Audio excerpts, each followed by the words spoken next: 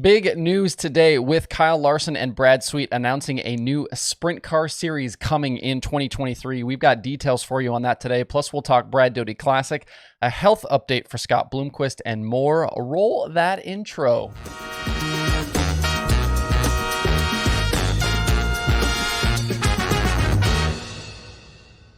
It's Wednesday, July 13th. I'm Justin Fiedler. This is Dirt Tracker Daily. We've got a bunch of stuff for you around Attica last night to get to, but let's start with the news of the day. Just a little bit ago, Kyle Larson and Brad Sweet announced a new sprint car series coming in 2023. They are calling this the High Limit Sprint Car Series, with the plan being to race 12 times next year, midweek shows, and races paying as much as $50,000 to win. Two of those payouts are expected, so two races with that amount is expected for next year, with the other races on the schedule paying $23,000 to win. They're also going to have a points fund of over $100,000. I think it's $120,000. As you might have guessed, this is a partnership with FloRacing, and you can look at this as the sprint car version of the FloRacing Night in America late model series. It was literally only a matter of time until a series like this popped up, as a lot of drivers on the sprint car side have been lobbying Michael Rigsby over at Flo to make something happen after what we've seen from them with the late models. And with the recent forays into promoting, not surprised it's Brad and Kyle doing this. Obviously, a ton of cachet here. Kyle's already got the FloRacing relationship. These guys are brothers-in-law. There seems to still be a lot of things to come in terms of announcements, the schedule, what racetracks we'll see, and there'll be plenty of questions going forward about how you fit another 12 races into an already insanely busy yearly 410 sprint car schedule. You're talking here about the World of Outlaws, the All-Stars, plus regional series like MOA, Power Eye, the IRA. You've got, weekly stuff in Pennsylvania and Ohio, the Midwest, California. And we've seen this on the late model side of things this year, where drivers and teams are now forced to choose between series and events on a weekly basis. And I think it's really splintered things. It's something we've talked about a lot.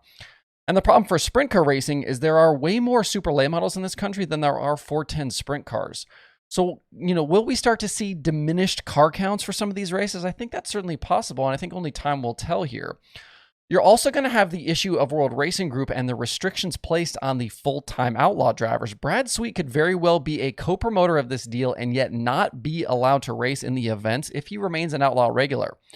Remember that the platinum agreement that teams sign when you run with the World of Outlaws restricts those teams from racing elsewhere without prior approval from the series. So things could get messy here. Sweet told Matt Weaver that he does intend on running these events and is hoping to work out a deal with WRG, but obviously we'll just have to wait and see what happens. And I think I'll kind of believe it when I see it here. We've seen there be issues in the past. Remember, Jason Side sued World Racing Group over this thing, this kind of same idea here several years ago. The new High Limit Series will hold a special kickoff event at Lincoln Park Speedway on August 16th this year, with the winner taking home $22,022. Larson will be in attendance for that race. We'll have to kind of see who else is on the entry list for that night, but you will be able to watch it live over on Flo. You can find details on this new series at highlimitracing.com and on social media channels at High Limit Racing. Drop me a comment. Let me know your kind of initial thoughts on this. Obviously, still a ton of information we don't know about how this is going to work, the schedule, which racetracks, all of that stuff. But don't jump in here and tell me that the World of Outlaws are dying because we're starting a midweek series. If you put those comments in there, I'm going to light you up for that stuff. So don't do that. Anyway, now let's get into the Brad Doty Classic from last night. In case you were wondering, which you probably weren't because you're an educated dirt racing fan, Kyle Larson is still incredible behind the wheel of a sprint car. At Attica last night for the Brad Doty Classic, Larson took over the lead from brother-in-law Brad Sweet on lap 13 after starting fourth. He held off a pretty furious challenge from Donnie Schatz late in the going and picked up the victory. I did choose Larson for the win on yesterday's show, which brings me to 35 correct win picks in 150 races this season. I'm pretty close to about 25%. The prediction formula, though, not so much. While Larson did start off the sprint car season a tad slow at Volusia in February, a track he admittedly hasn't been great at, and he didn't win during Pennsylvania Speed Week, don't let any of that or anyone else's comments sway you from believing that he can still win any night out, and is probably not done yet winning this week. He bagged $25,000 last week at Lernerville in his lone All-Star start this year, and since finishing 17th at Volusia on February 12th, he's got outlaw results of third, first, seventh, second, second, first, second, first. He's run less than a third of the total World of Outlaws shows this year, 11 of 36 to be exact, and only Carson Macedo, Sheldon Haudenschild, and Brad Sweet have led more laps than Larson has. And if you need even more money, need even more numbers to prove that he's still incredible in a sprint car, his last 11 appearances with the All-Stars have all been top 10s. In that stretch, he has been on the podium 8 times, led laps in 6 races, and won 5 times. Things might not be going quite to plan over on the pavement side at Hendrick, but Young Money could be still filling his pockets with a lot more World of Outlaws cash this week. We've got 4 nights at Eldora coming up starting tonight. Following that late battle with Schatz last night, Larson took the opportunity in victory lane to chide his open wheel brethren over on the midget side, saying that they need to take notes from Donnie because he races so clean. The community continues to be down on the midget drivers right now and the racing we've seen from them lately, and Larson is just the latest to make comments publicly. It's a topic we've obviously covered on this show as well. I certainly agree that Donnie is maybe the cleanest racer ever, but I also think that especially lately, it's maybe hurt him a bit as the guys around him have gotten better and more aggressive. I also had a comment from Benny asking about more comments from Dirt Vision's Chase Rodman about possible new future Outlaw teams. Rodman hasn't named them and basically refused to say who they were on the Dirt Vision broadcast last night, but I think we can make some educated guesses about what's possible for the future. The 2 easy ones right off the bat are Tyler Courtney and Rico Abreu. This move to win competition for Sunshine has been on a natural progression towards full-time outlaw competition, and a second year as a champion with the All-Stars should set them up very well for the future. We also know that Rico hiring Ricky Warner was done with an eye on full-time outlaw competition in the future. From there, I think things get a little murkier, and other teams and drivers would be making, a lot bigger leaps if they went full-time outlaw racing. If you look around, you start thinking about guys like Justin Peck, Parker Price Miller with the McGee 11, Zeb's now on the Rudine car, maybe someone like Anthony Macri or a Gio Scelzi with KCP. But you've got drivers and teams in each case with varying levels of success with the Outlaws and varying levels of support, I think, in terms of funding. Like, I think the Rudine car could easily be a full-time Outlaw team, but coming off the situation with Eliason, would they really move to the World of Outlaws in 2023? I'm not so sure there. And same with KCP. They've been a full-time team with the Outlaws in the past, so we know they can do it, but they've had crew chief issues here lately, and they haven't always been super strong with Gio behind the wheel. So I think a lot of question marks for some of the other teams around. We start talking about potential full-timers for next year.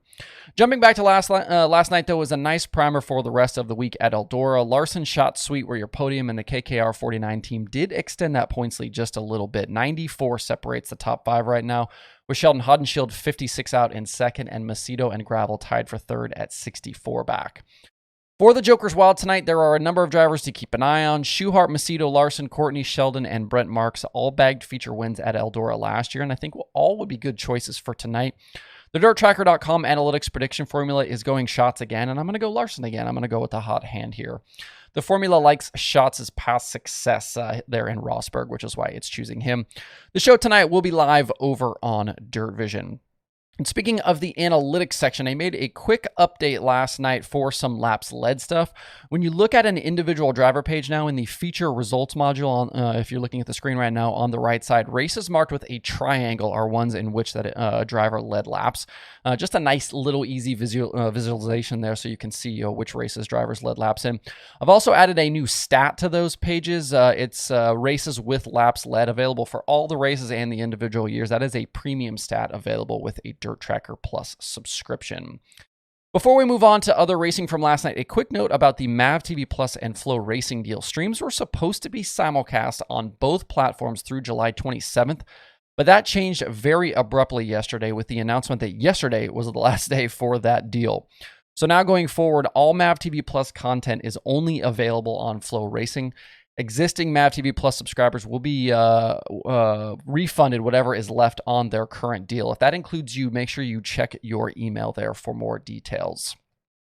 At Stewart International Speedway last night, the Fever Heat 100 concluded for the XR Super Series. We had a great early battle out front between Jimmy Owens, Bobby Pierce, and Jonathan Davenport, with Chris Madden also getting in the mix as well. And Madden took control just past halfway. The track did unfortunately take rubber after that, and then it was all smoky down the stretch.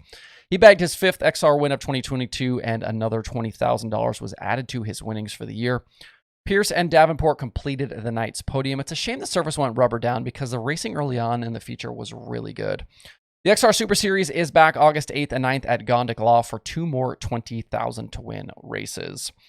And one driver who is in the field this week at Stewart that we might not see a lot of going forward is Scott Bloomquist. According to Dirt on Dirt's Kevin Kovac, Bloomer is having health issues again and dealing with pain and numbness in his right leg and foot. He told Kovac he'd be seeking more treatment after racing last night, and that could mean another extended absence from racing. It's a bad deal for Bloomer because he had shown some signs of improvement this year, but remains winless in the late model since 2020. Hopefully he can get things squared away and be back sooner rather than later.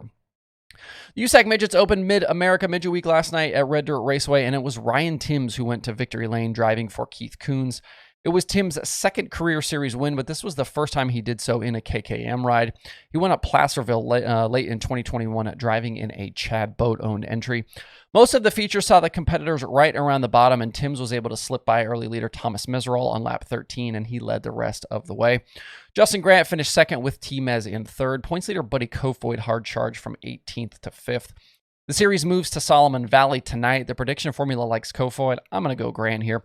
You can watch live over on FloRacing. And with the US MTS last night, Jim Chisholm picked up his first ever series victory with the series at Mason City, leading all but 6 laps, and he topped Terry Phillips and Darren Fuqua. The 19-year-old Chisholm is a 2-time USRA National B-Mod champion and made the step up to full-blown modifieds this season. USMTS guys get today off before they begin a 3-night stretch at Ogilvie starting tomorrow night. And if you're a Super Dirt Car Series fan, the Tuesday night show at Big Diamond was postponed, so they will try again today to get in that 75-lap, $7,500 to win race. The action will be live over on Dirt Vision. On the Dirt Racing podcast front, Forward Bite has Randall Chubb, Track Talk has Justin St. Louis, and there are new episodes of the Dirt Reporters, the Dirt Nerds, Dirt Tracks, and Rib Racks, and All Gas No Brakes. To see the full list of shows and episodes, head over to dirttracker.com/podcasts. Before we talk streaming schedule, quick shout out to Kim and Bruce for their recent super thanks over on YouTube. Your support means a lot to me, and I appreciate you guys watching on the regular and helping me out with those super thanks. It's another pretty solid day across the streaming services with 9 shows today. Dirt Vision has the Joker's Wild from Eldora, the Summer Nationals, the Super Dirt Car Series from Big Diamond, and Micros from Millbridge. FloRacing has the USAC Midgets at Solomon Valley, USAC East Coast Sprint Cars at Action Track USA. Don't sleep on that race. And FloRacing 24/7. There's also local and regional action over on Speed Sport. To see the full daily streaming schedule with links to watch, visit dirttracker.com/watch tonight. That's it for the show today. Have a good Wednesday. If you have thoughts about the topics on today's show, please leave them in the comments below or tweet at me. Thanks everybody for tuning in. We'll see you tomorrow for more Dirt Tracker Daily.